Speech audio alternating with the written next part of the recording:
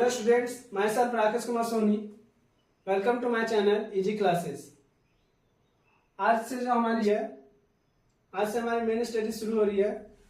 आज का जो टॉपिक है केमिकल रिएक्शन एंड इक्वेशंस, जो कि क्लास 10 का चैप्टर है और ये केमिस्ट्री पार्ट से लिया गया है।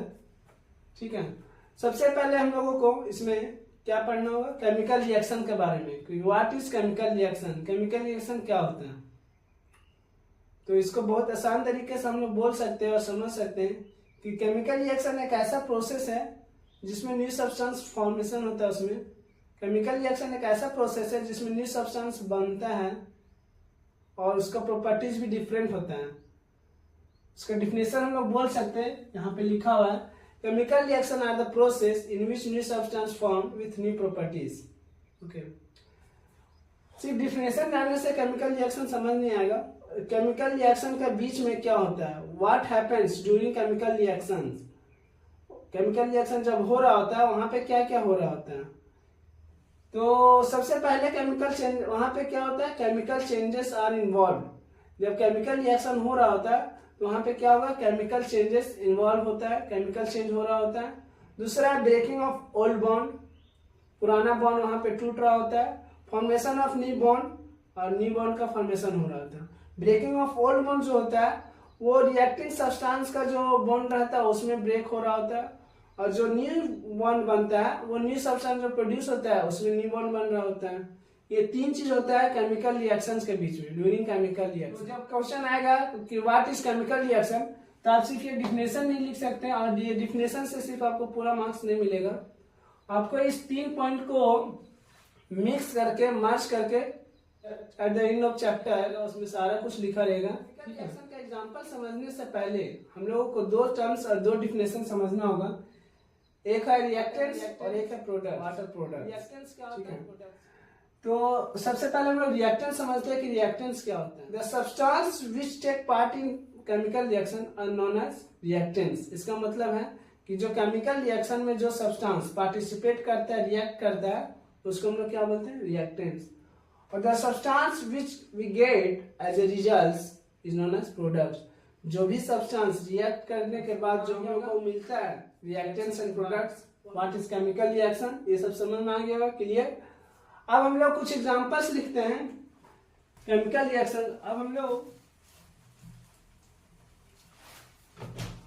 हम लोग कुछ एग्जांपल्स लिखते हैं कि केमिकल रिएक्शंस क्या होते हैं, केमिकल रिएक्शन के एग्जांपल्स क्या होते हैं। तो बहुत छोटे छोटे एग्जांपल से भी हम लिख रहे हैं जो कि आप लोग को पहले से पता होगा। जैसे कि मान लीजिए कार्बन प्लस ऑक्सीजन, क्या है, carbon dioxide, formation of carbon dioxide. एक और एग्जांपल लिख देते हैं, H2 प्लस O2, क्या है, H2O, फॉर्मेशन ऑफ वाटर। ये दो एग्जांपल्स है, बहुत छोटा छोटा एग्जांपल है, केमिकल रिएक्शन डाउन कर सकते हैं आप। और यहाँ पे एक एग्जांपल लिखा हुआ, magnesium plus oxygen MgO, magnesium oxide. When magnesium ribbons reacts with oxygen in the presence of heat, it forms magnesium oxide, which is white precipitate। मतलब कि जब हम मैग्नीशियम रिबन्स को जलाते हैं ऑक्सीजन का प्रेजेंस में, तो हम लोग को क्या मिलता है, मैग्नीशियम ऑक्साइड, जो कि व्हाइट प्रेसिपिटेट होता है। ये एग्जांपल लिखने से पहले के पीछे एक कारण है, इससे क्वेश्चन आता है। ये एग्जांपल इसलिए दिया गया ताकि वो क्वेश्चन भी याद हो जाए आपको। क्वेश्चन एग्जाम में ये आता है कि जब मैग्नीशियम रिबन्स को हम जलाते हैं तो उसको हम लोग सैंड पेपर से रब करते हैं। तो क्वेश्चन डायरेक्ट ये आता है, why do we need to rub or why do we need to clean magnesium ribbons before burning। तो उसका पीछे का कारण होता है कि मैग्नीशियम रिबन को जलाने से पहले हम लोग सैंड पेपर से उसको रब क्यों करते हैं। तो उसका पीछे कारण क्या है कि जब मैग्नीशियम रिबन ऑक्सीजन का प्रेजेंट में रहता है तो क्या होता है, उसमें कोटिंग लग जाता है। तो उस कोटिंग को रिमूव करने के लिए, क्लीन करने के लिए हम लोग को सैंड पेपर से उसको रब करना होता है, इसीलिए हम लोग को रब करना होता है। ये क्वेश्चन आता है, why do we need to rub or why do we need to clean magnesium ribbon before burning. ये क्वेश्चन आता है, इसीलिए यहाँ पे एग्जांपल दिया गया था, मैग्नीशियम प्लस ऑक्सीजन। ये जो सिंबल्स है, ये जो सिंबल्स है वो हीट का है, हम लोग यहाँ पे हीट दे रहे हैं और बोल रहे क्या, मैग्नीशियम ऑक्साइड। जो कि वाइट प्रिसिपिटेट का फॉर्म में होते हैं, ठीक है। और ऐसा नहीं है कि सिर्फ साइंस लेबोरेटरी में केमिकल रिएक्शन हो रहा होता है, बहुत सारा डेली लाइफ में भी एग्जाम्पल्स हैं केमिकल रिएक्शंस का। आप बोल सकते हैं राइपनिंग ऑफ फ्रूट्स, फल का पकना, rusting of iron, souring of milk, curdling of milk, बहुत सारे एग्जांपल्स हैं। डाइजेशन ऑफ फूड भी हो सकता है, ये भी है केमिकल रिएक्शंस के एग्जांपल्स, ठीक है। ये सब है केमिकल रिएक्शंस का एग्जांपल्स।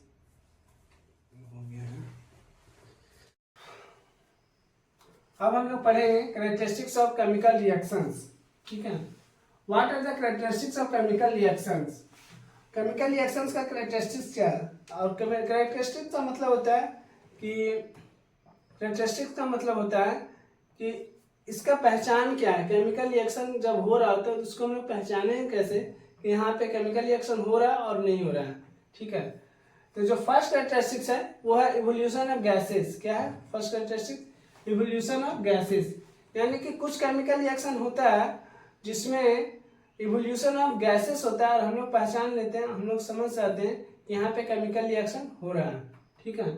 जैसे कि एग्जांपल यहाँ पे देख सकते हैं, zinc plus dilute sulphuric acid, जब when zinc reacts with dilute sulphuric acid it forms zinc sulphate and hydrogen gas. ये जो एरो है वो इवोल्यूशन ऑफ हाइड्रोजन गैस को रिप्रेजेंट कर रहा है, ठीक है। यहाँ पे अब यहाँ पे एक चीज हम लोग को जानना है कि हाइड्रोजन गैस अगर रिएक्शन में बन रहा है, केमिकल रिएक्शन में हाइड्रोजन गैस इवॉल्व हो रहा है, तो हम लोग कैसे पहचानेंगे कि वहाँ पे हाइड्रोजन गैस बन रहा है। तो हाइड्रोजन गैस को पहचानने का तरीका ये है, आप यहाँ पे नोट डाउन कर सकते हैं। जो H2 गैस होता है, H2 gas forms bubbles while reaction. जब केमिकल रिएक्शन होता है तो ये क्या करता है, हाइड्रोजन गैस बबल्स फॉर्म कराते हैं, बबल्स फॉर्म होता है, ठीक है। दूसरा जो कैरेक्टरिस्टिक्स है वो है formation of precipitate. Formation of precipitate, तो फॉर्मेशन ऑफ प्रिसिपिटेट से समझने से पहले हम लोग को प्रिसिपिटेट का डिफिनेशन पता होना चाहिए कि प्रिसिपिटेट क्या होता है, ठीक है। आप देख रहे होंगे एग्जांपल्स में और बहुत सारे केमिकल रिएक्शन में कि प्रिसिपिटेट बनता है, ठीक है। प्रिसिपिटेट क्या होता है? ए solid substance which separates out from a chemical reactions. मतलब कि जब केमिकल रिएक्शन हो रहा होता है तो वहां पे कुछ सॉलिड सब्सटेंस, कभी कभी क्या होता है केमिकल रिएक्शन के बीच में सॉलिड सब्सटेंस सेपरेट्स आउट हो जाता है, केमिकल रिएक्शन से बाहर आ जाता है, तो वो नीचे बैठ जाता है। जनरली प्रिसिपिटेट जो होता है वो नीचे बैठ जाएगा रिएक्शन में, उसी को हम लोग क्या बोलते हैं, प्रिसिपिटेट। इसका एग्जाम्पल क्या है, potassium iodide. When potassium iodide reacts with lead nitrate, lead iodide का प्रिसिपिटेट बनता है। क्या बनता है? प्रिसिपिटेट बनता है। नेक्स्ट जो कैरेक्टरिस्टिक्स है वो है चेंज इन कलर। कभी कभी केमिकल रिएक्शन होता है कि रिएक्टेंट्स का कलर कुछ और रहेगा और प्रोडक्ट्स का कलर कुछ और हो जाता है, तो इसमें यह हम लोग बोल सकते हैं कि some chemical reactions are characterized by change in colour.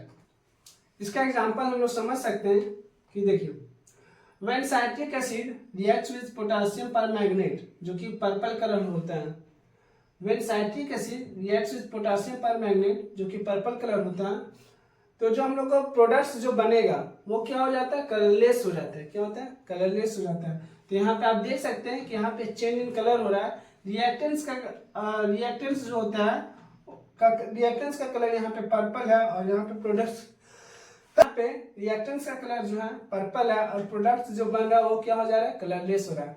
तो इससे हम लोग पहचान सकते हैं और समझ सकते हैं कि चेंज इन कलर हो रहा है, और चेंज इन कलर भी एक कैरेक्टरिस्टिक्स है केमिकल रिएक्शंस का, ठीक है। नेक्स्ट जो कैरेक्टरिस्टिक्स है वो है चेंज इन टेम्परेचर। क्या है? Change in temperature. कभी कभी केमिकल रिएक्शन हम लोग करते हैं तो कुछ कुछ केमिकल रिएक्शन को कैरेक्टराइज किया जाता है, पहचाना जाता है उसमें चेंज इन टेम्परेचर से, ठीक है। जैसे कि जब हम लोग कार्बन, जो कि कोयला का फॉर्म है, कोल में कार्बन मिला होता है, जब हम लोग कार्बन को ऑक्सीजन का प्रेजेंस में जलाते हैं तो कार्बन डाइऑक्साइड बनता है, जो कि गैस होता है, गैसेस फॉर्म में बनता है, और हीट, बहुत सारा lot of heat is generated. तो आप लोग देख सकते हैं जब हम लोग कोयला जलाते हैं तो उसमें कार्बन डाइऑक्साइड तो बनते ही है गैस के फॉर्म में, और बहुत सारा हीट इवॉल्व होता है, हीट जनरेट होता है। तो इससे रिएक्शन में क्या हो रहा है, शुरू में कोयला जो रहता है वो ठंडा रहता है, बाद में हम लोग को हीट मिल रहा है। इसका मतलब यहाँ पे क्या हो रहा है, रिएक्शन में चेंज इन टेम्परेचर हो रहा है। तो चेंज इन टेम्परेचर क्या एक कैरेक्टरिस्टिक्स है केमिकल रिएक्शंस का।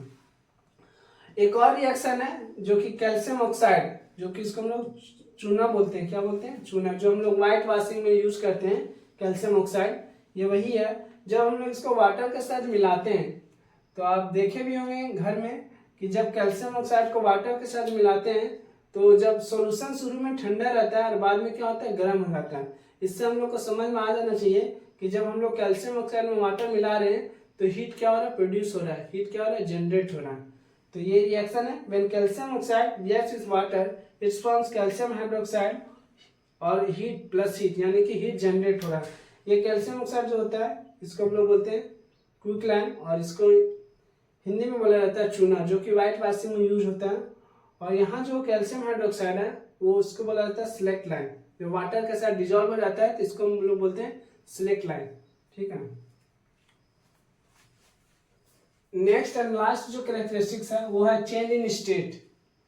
तो कभी कभी क्या होता है, कुछ केमिकल रिएक्शन जब होता है तो हम लोग उसका जो कैरेक्टराइज जो करते हैं, some chemical reactions are characterized by change in state, मतलब कि उसका स्टेट ऑफ चेंज हो जाता है, तब हम लोग समझ जाते हैं कहाँ पे केमिकल रिएक्शन हो रहा है। जैसे कि इसका एग्जांपल है बर्निंग ऑफ वैक्स। जब हम लोग कैंडल, यानी क्या, बर्निंग ऑफ वैक्स मतलब यहाँ पे कैंडल हो रहा है। जैसे कि मान लीजिए यहाँ पे जो कैंडल होता है जो सभी के घर में अवेलेबल होता है, कैंडल जो होता है वो होता है सॉलिड फॉर्म में। क्या होता है, सॉलिड फॉर्म में। जब हम लोग इसको जलाते हैं O2 का प्रेजेंस में, ऑक्सीजन के साथ जलाते हैं, हीट देके, तो ये जो बनता है वो क्या बनता है, लिक्विड बन जाता है, क्योंकि जो ये कैंडल जो होता है वो पिघलने लगता है, मेल्ट होता है, वो लिक्विड हो जाता है और गैस भी बनता है। ठीक है, तो यहाँ पे हम देख सकते हैं कि जो रिएक्टेंट्स है वो सॉलिड सब्सटेंस है और जो प्रोडक्ट्स बन रहा है वो लिक्विड और गैस में हो जा रहा है, यानी कि चेंज ऑफ स्टेट हो रहा है। क्या हो रहा है, चेंज ऑफ स्टेट हो रहा है। तो इससे हम लोग समझ सकते हैं कि कुछ केमिकल रिएक्शन जो होता है वो चेंज इन स्टेट से भी कैरेक्टराइज होता है। ठीक है।